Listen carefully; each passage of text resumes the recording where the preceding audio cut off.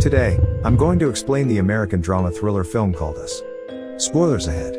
Watch out and take care. 1996 in Santa Cruz. Addie is out with her parents at a carnival at Santa Cruz Beach Boardwalk. She looks around the carnival, noticing various activities going around her. Her mother is going to the bathroom, while her father is playing a game. Addie is left unattended, so she wanders off to look around. First, she goes to a beach by the carnival, then she enters a fun house. The lights suddenly go out, and Addie is stuck in a house of mirrors. Suddenly, she encounters her doppelganger. Cut to the present day, a family of 4 drives to Santa Cruz, California. Addie is now all grown up, and is the mother of 2 kids, Zora and Jason. After hours of journey, they arrive at Addie's childhood home in Santa Cruz. At lunch, Gabe Wilson, her husband, insists on going to the Santa Cruz Beach Boardwalk that night for fun. Addie remembers to this day what that night at the fun house had done to her. She is haunted by memories of the encounter and her recovery, during which she stops speaking for a while. She doesn't want to go there again, but Gabe successfully persuades her. The family then drives to the beach. On their way to the beach, they are having fun in their car. Zora makes fun of Jason's magic fire ring. At one point, they witness paramedics taking away a body of an old man, with blood on his chest. As they arrive at the beach, they meet their friends, Josh Tyler, Kitty Tyler, and their twin daughters. As the 2 families are relaxing, Jason goes to the bathroom. While returning, he is shocked to see a man who looks similar to the dead man they had seen earlier. Addie notices Jason missing and gets very scared. When she finally finds Jason, they decide to return home. At night, Addie tells Gabe about her encounter with her doppelganger when she was young. However, Gabe doesn't seem to believe her. As they talk, the lights go out. Suddenly, Jason arrives and tells his parents about a family standing in their driveway. They look through the window and see a family of 4 standing there. Zora comes out too. Addie freaks out and calls the police, as Gabe goes out to tell them to go away. But the family doesn't answer, and just stands there. Gabe takes a baseball bat and goes out again. This time, they start walking towards him. He feels threatened, so he comes inside and locks the doors. However, the people outside find a hidden key and come inside. The family is surprised to notice that the intruders are their doppelgangers. They corner the family in their own living room, threatening them with scissors. They make them sit in front of them. Jason's doppelganger is Pluto, who loves fire. Zora's double is a sadist named Umbri, Gabe's double is Abraham, and the group leader seems to be Addie's double, named Red. She is the only one who can speak, and has a guttural and raspy voice. Red tells them that they are the Wilson family's shadow, and are called the Tethered. The Tethered share a soul with their look-alike counterparts and have been living as their shadows their whole life. But now, they have come to untether themselves.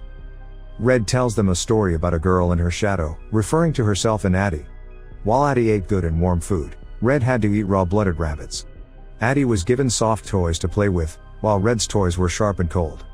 Addie met Gabe, her loving prince, but Red had to marry Abraham because he was tethered to Gabe. Similarly, Addie gave birth to a loving daughter, Zora, but Red gave birth to a sadistic monster, Umbri. At last, she says that Addie had doctors to operate on her and help her birth, but Red had to do it all herself. Red has come to despise Addie and her perfect life. So, they have come out of the shadows to claim their life. After explaining, Red makes Addie handcuff herself to the table. Abraham drags Gabe away to the other room.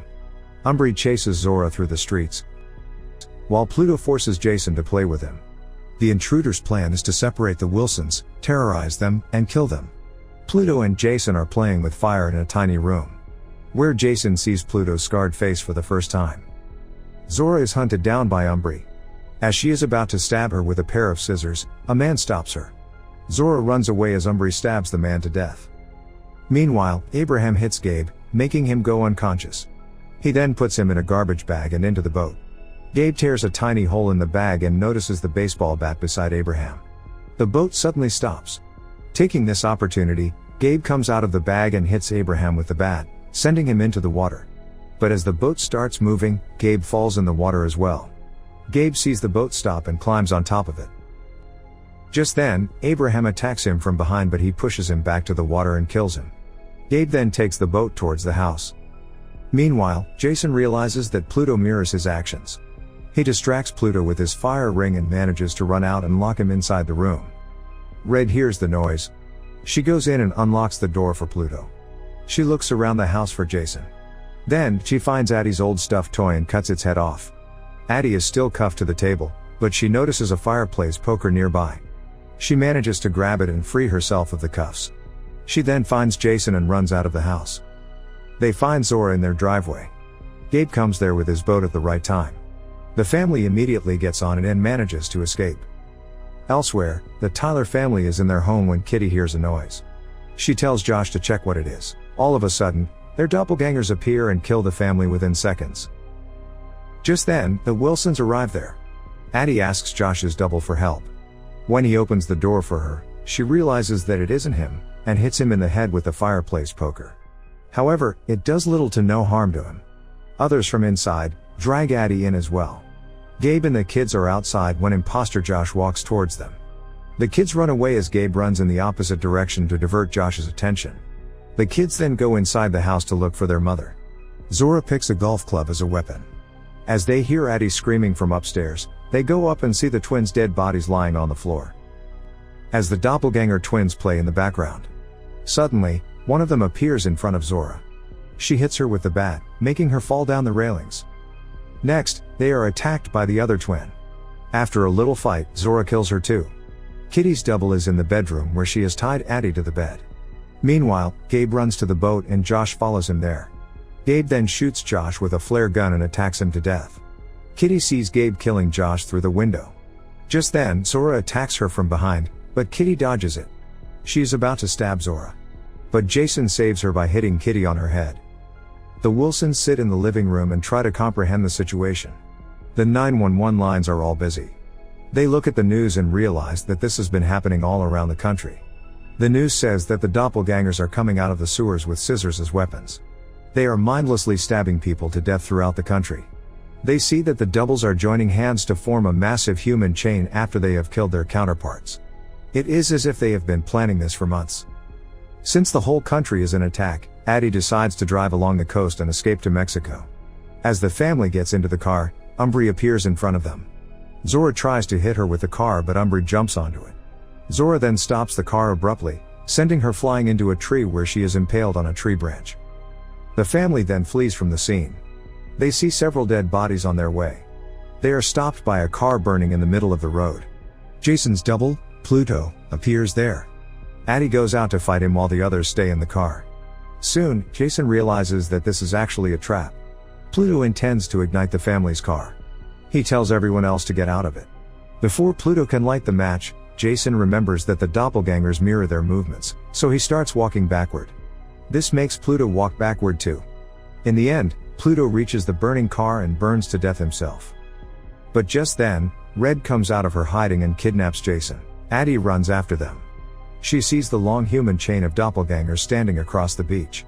She then reaches the place she had entered all those years earlier. She walks around it and finds a door that leads somewhere downstairs. A rabbit comes out of the door.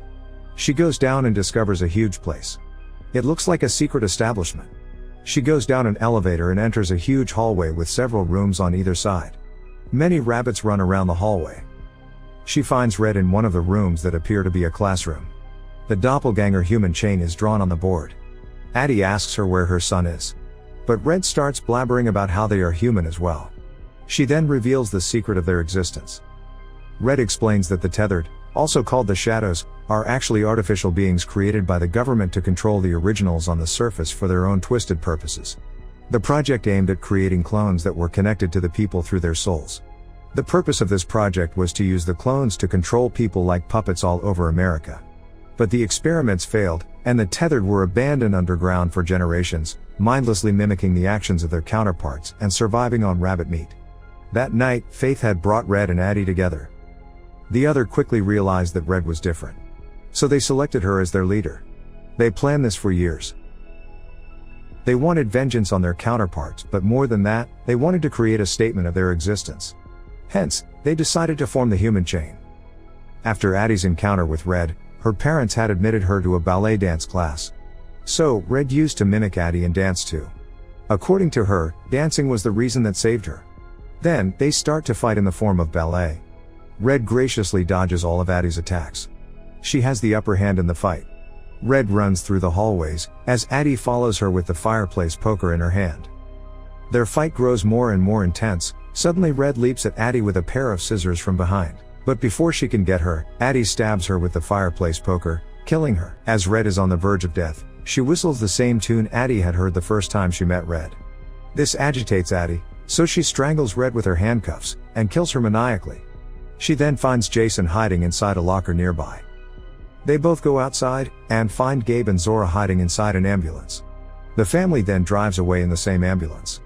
As Addie drives, we see the flashback of the night she met Red. Addie was face to face with Red. Red suddenly choked her unconscious. She had then dragged her down to her room and handcuffed her to the bed. Red changed into Addie's clothes and took her place in real life. That night, Addie's parents took home their daughter's doppelganger. This explains why Red is the only tethered who could talk and thought differently, leading the revolt. Red's voice is damaged because her double choked her, damaging her larynx, and making her voice raspy and guttural. This also clarifies why Addie, as a child, wasn't able to talk after she was found at the beach. Shadows don't know how to speak. Over time, Addie's shadow learns to speak and becomes a regular person, capable of love and laughter, and forgets that she is a clone. The movie ends as we see a several miles long human chain formed by the doppelgangers. Subscribe for more videos like this, turn on notifications, and leave a like to help the channel out. Thank you for watching.